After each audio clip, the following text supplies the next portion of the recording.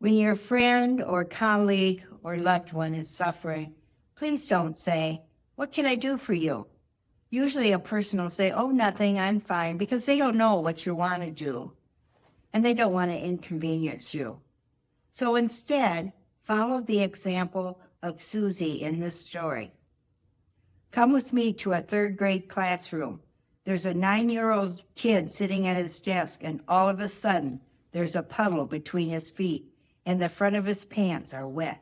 He thinks his heart is going to stop because he cannot possibly imagine how this has happened. It never happened before, and he knows that when the boys find out, he will never hear the end of it. And when the girls find out, they'll never speak to him again as long as he lives. He puts his head down and prays his prayer.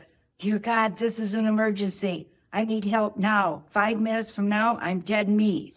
He looks up from his prayer, and here comes the teacher with a look in her eye that says he's been discovered.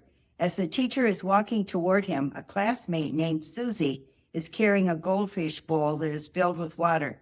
Susie trips in front of the teacher and dumps the bowl of water in the boy's lap.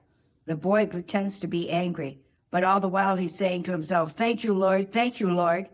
Now, all of a sudden, instead of being the object of ridicule, the boy is the object of sympathy, and all the kids are on their hands and knees cleaning up around his desk. The sympathy is wonderful, but as life would have it, the ridicule that should have been his has been transferred to someone else.